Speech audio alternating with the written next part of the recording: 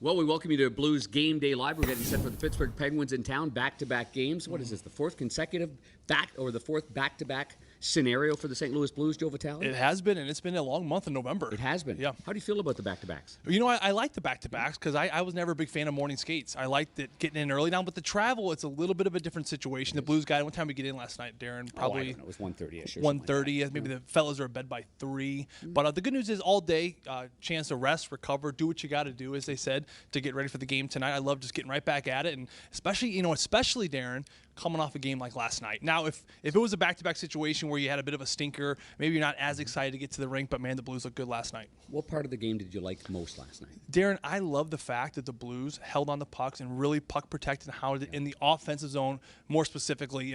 Dallas so many times, especially with those great D, Klingberg, Lindell, even Alexiak, who's playing well right now.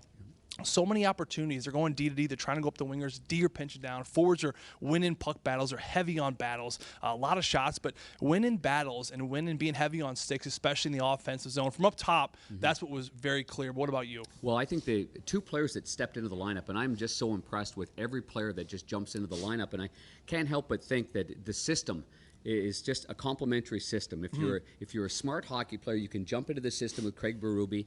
It's very well connected from the D zone to the offensive zone.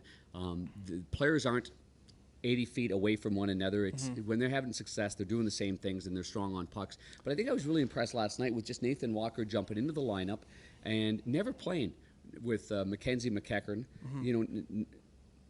Just jumped in there. They looked like they'd played together for 15 games. And not playing a lot of minutes either. And that's hard to do. Minutes. And every time they were on the ice, they were very, very, very good. They added exactly what you would want from a winning team. And the other guy was Derek Pouliot. You played with Derek in Pittsburgh when he was the 8th overall draft pick of the Penguins, and his career's gone topsy-turvy. But he kept his game real simple last night. I know Craig Berube and his staff were real happy with that. So I think I was impressed by that. Well, I think you look at Nathan Walker, and to me, this kid, from what I've heard from Chris Butler, amongst some other players who played alongside of him, they said he's a fighter. He said he loves the game. He's got a passion for the game. He's got a passion not only for the game, but for working hard. And I think that's a really interesting characteristic for a player to have, especially nowadays, because a lot of players they invest so much on that high-end skill. You're working on their shot, doing those different things, but sometimes it's going back to the basics, going back to that blue-collar style of game that he just loves to get to. He's a feisty kid. I loved his game. Derek Pouliot the same way. I play with Derek. The one shtick about Derek throughout his career with Vancouver, Pittsburgh, and now with the Blues here is he'll make 3 great plays, and then he'll maybe force something in the offensive zone, maybe make one extra move than he needs to. And, Darren, he had a conversation with you on the plane, which I really loved last night. He said, I love my game. I kept it very simple, and I thought your comment to him was pretty much spot on. I said, in order to stay with this hockey club in the way that the coaching staff wants, I said, you have to be a reliable player. Live to fight in other days. It's a common mantra. Meaning, you've got a chance to get it off the glass and out of the zone, and it's a 2-1 hockey game. Then use the glass and get it out of the zone instead of trying to beat one guy, maybe try to beat 2 guys, or maybe try to make a flippy backhand pass through a lot of bodies. So I think that's the one lesson that I've seen with a guy like Vince Dunn.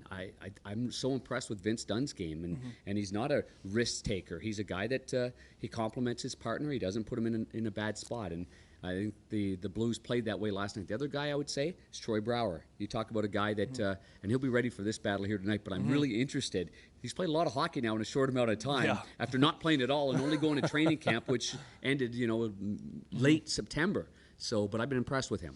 I liked him in the first game. I liked him in last game.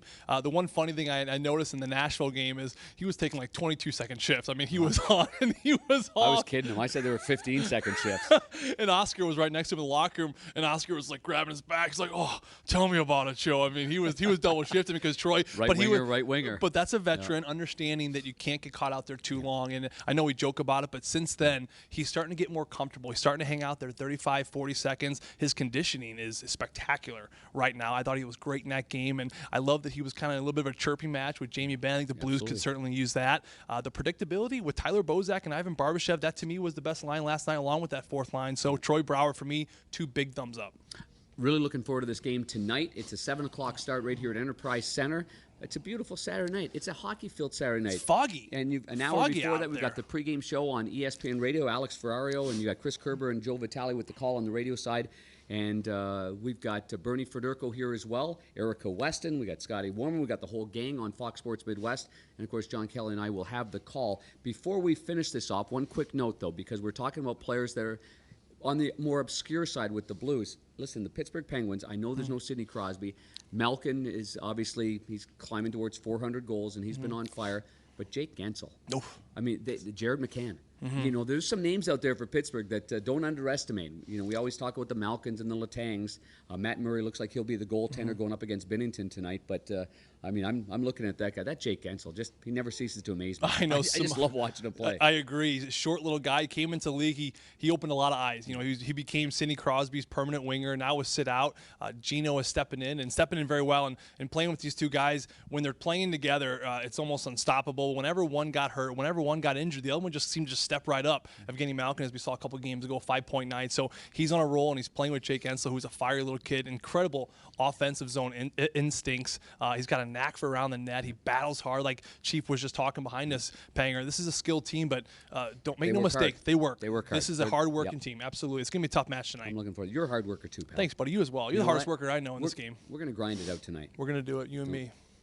Enjoy the game. 7 o'clock puck drop right here at Enterprise Center in downtown St. Louis. For Joe Vitale, I'm Darren Pang. Have a great night, everybody.